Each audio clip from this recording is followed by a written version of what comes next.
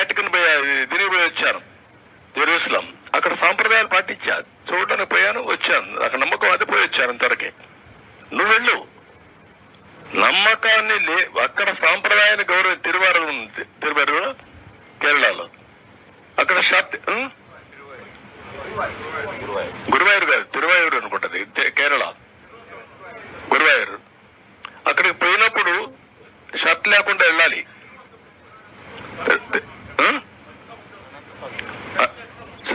Shirt లేకుండా వెళ్ళాలి, వెళ్తారు.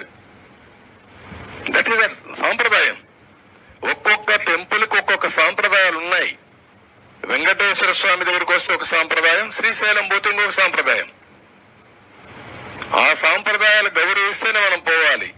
అట్లా కాకుండా నేను ఏం చేసినా చెల్లుబాటు అవుతుంది, నేను ముఖ్యమంత్రిని, ప్రజలు ఓట్లు వేసేశారు కాబట్టి నేను ఏదైనా చేసేస్తాను, లేకుంటే వెంకటేశ్వర స్వామి భూములన్నీ అమ్మేస్తాను, లేకపోతే వెంకటేశ్వర స్వామికి ఉండే డబ్బులన్నీ నేను తీసేసుకుంటాను, లేకుంటే శ్రీవాణి పేరు పెట్టి అకౌంట్ లేకుండా చేసేస్తాను, లేకుంటే దేవుడి పేరు చెప్పి ఒక్కొక్కరు లక్షల టికెట్లు అమ్ముకుంటాం. ఏంటి what is this?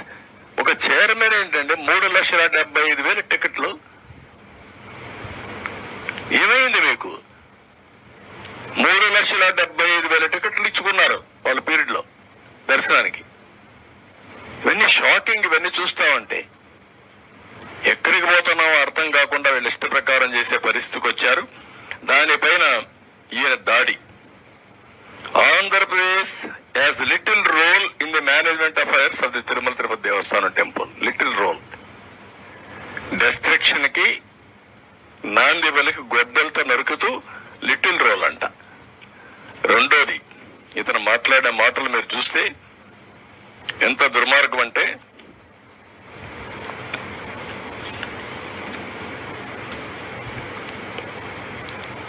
To summarise the process, the tanker containing ghee that reaches the temple should be accompanied by a certification as to the purity of the ghee and quality of the product from agencies that are accredited by the NABL.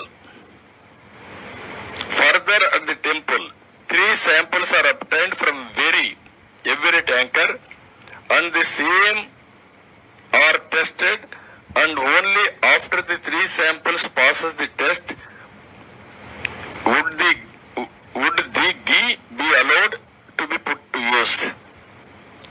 అంటే అతను ఏం justification చేస్తున్నా అంటే మొత్తం టెస్ట్లన్నీ అయిపోయినాయని. అక్కడ adulteration test లేదు. Adulteration test లేకుండా adulteration test ఎట్లా చేస్తారండి మీరు? అందులో మీరు చూస్తే అక్కడ చేసేది ట్యాంకర్ ద్వారా వచ్చినప్పుడు ఆవు నెయ్యితో పాటు తేమ, బీట్రో రిఫ్రాక్టోమీటర్ రీడింగ్, కొవ్వు ఆమ్లం, ఆర్ఎం విలువ, బౌడైన్ పరీక్ష, మినరల్ ఆయిల్ కోసం పరీక్ష, అదనపు రంగు కలిపారా, melting point, rancidity, milk fat, Polenske వంటి ప్రాథమిక అంశాలు మాత్రం చేస్తారు. అడల్ట్రేషన్ చేయాలంటే NABL అక్రిడిషనే ఉండాలి. ఆ ల్యాబ్కి వెళ్ళాలి. ఆ టెస్ట్ లేదు. అలాంటి టెస్ట్ జరిగిన దాఖలాలే లేవు. వీళ్ళు సింపుల్ టెస్టులు చేసి ఆ సింపుల్ టెస్టుల ప్రకారం 18 ట్యాంకర్లు రిజెక్ట్ చేసామని పెట్టే పరిస్థితికి వచ్చారు.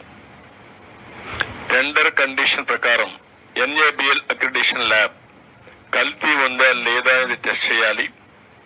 ఎప్పుడూ చేయాల. దీనికి ఖర్చు కూడా 75 లక్షలే అవుతుంది. కనీసం ఆ 75 లక్షల రూపాయలు కూడా ఖర్చు పెట్టలేకపోయారు. అది వేరే విషయం. ఒకప్పుడు నమ్మకం ఏం జరిగింది, ఇప్పుడు నమ్మకం కూడా లేకుండా ఇవన్నీ జరిగే పరిస్థితికి వచ్చాయి. ఇంగిత జ్ఞానం ఉండే ఎవడైనా సరే ఈఓగా వేసిన వ్యక్తి గాని, మేనేజ్మెంట్ గాని, ముఖ్యమంత్రికి గాని 319 రూపాయలకు నెయ్యి వస్తుందండి. రివర్స్ టెండరింగ్ పెడతారా అండి? మీకు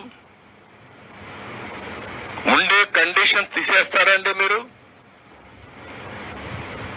అసలు పాలే అవసరం లేదు. 4 లక్షల లీటర్లు మిల్క్ మినిమం ఆపరేట్ చేయాలి. ఆపరేట్ చేస్తే అందులో వచ్చే గీ గాని బయట చేసింది గాని మొత్తం అయినా కొంతవరకు ఉపయోగపడుతుందని పెడితే 4 లక్షల లీటర్లు అవసరం లేని పెడతారండి మీరు. 250 కోట్ల రూపాయలు టర్న్ ఓవర్ అవసరం లేని పెడతారండి మీరు. 3 ఏళ్లలో 1 ఇయర్ సరిపోతుందని పెట్టే పరిస్థితికి వచ్చారు. 3 ఏళ్లలో 1 ఇయర్ 250 అంటే 3 ఏళ్లలో 1 సంవత్సరం 150 కోట్లను పెట్టే పరిస్థితికి వచ్చారు. 12 టన్నులు అంత ముందు పెడితే దాన్ని 8 టన్స్ తగ్గించేసే పరిస్థితి. అసలు అన్ని కండిషన్స్ డైల్యూట్ చేసేసి ఈరోజు మొత్తం ఈ వ్యవస్థని భ్రష్టు పట్టే పరిస్థితి వచ్చి మళ్ళా దాన్ని సింపుల్ గా చేసి 18 సార్లు వీళ్ళు మేము రిజెక్ట్ చేసేసాం.